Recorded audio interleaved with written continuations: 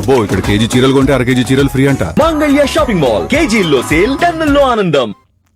నల్గొండ జిల్లా నాగార్జునసాగర్ లో తెలంగాణ ప్రభుత్వం నిర్వహిస్తున్న వరుణ యాగం కొనసాగుతోంది.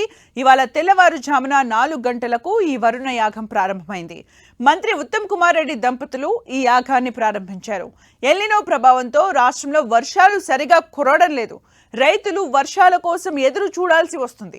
దీంతో రాష్ట్రంలో ఎల్నినో ప్రభావం తగ్గి భారీగా వర్షాలు కురవాలని కాంగ్రెస్ సర్కార్ వరుణ యాగం నిర్వహిస్తోంది. Sagar Vijay Vihar tourism guest house లో ఈ యాగం నిర్వహిస్తున్నారు.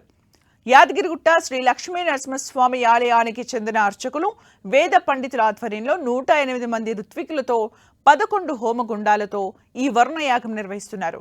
కృష్ణా గోదావరి పరివాహక ప్రాంతాల్లో సమృద్ధిగా వర్షాలు కురవాలనే సంకల్పంతో ఈ యాగం నిర్వహిస్తున్నారు.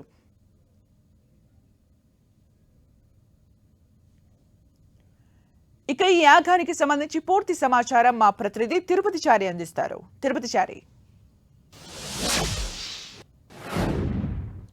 సుమిత్ర, ఇటు మంత్రి ఉత్తమ్ కుమార్ రెడ్డి దంపతుల నేతృత్వంలో ఈరోజు నాగార్జున సాగర్లోని విజయ్ విహార్లో ఈ వర్ణ యాగం నిర్వహిస్తున్నారు. ఈ మహావర్ణ యాగం పూర్తిగా పెద్ద ఎత్తున రాష్ట్రంలో సమృద్ధిగా వర్షాలు కురవాలని, ఆ వర్షపాతం పెద్ద ఎత్తున నమోదు కావాలని కోరుకుంటూ ఈ యాగాన్ని నిర్వహిస్తున్నారు. ఉదయం 4 గంటలకే ఈ వర్ణయాగం ప్రారంభమైంది. ఈ యాగానికి ముఖ్యమంత్రి రేవంత్ రెడ్డి ప్రత్యేకంగా హాజరు కాబోతున్నారు. మొత్తానికి ఇవాళ నాగార్జున సాగర్లో జరిగే ఈ వర్ణయాగానికి సంబంధించి సాగర్ విజయ్ విహార్ టూరిజం గెస్ట్ హౌస్లో ఆ ప్రాంగణంలో ఈ యాగం జరగబోతోంది. దీనికి సంబంధించిన ఏర్పాట్లను పూర్తిస్థాయిలో పెద్ద ఎత్తున గత వారం రోజుల నుంచి ఏర్పాట్లు చేశారు. ఒకవైపు మధ్యాహ్నం 3 గంటలకు పూర్ణాహుతి కార్యక్రమంలో ముఖ్యమంత్రి రేవంత్ రెడ్డి పాల్గొంటారు.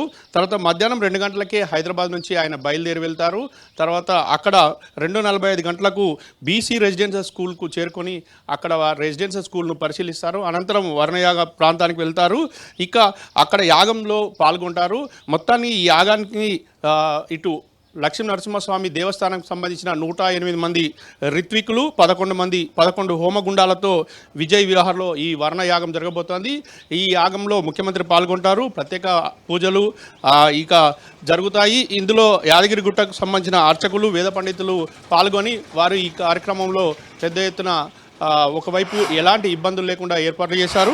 అదేవిధంగా అక్కడ గట్టి భద్రతా ఏర్పాట్లు కూడా చేశారు.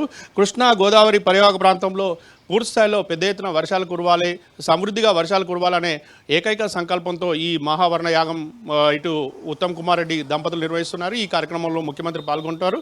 ఇక ఇతర ప్రజాప్రతినిధులు కూడా ఈ కార్యక్రమంలో పాల్గొనబోతున్నారు. Sumitra. Right, thank you Tirupati Chari for the updates.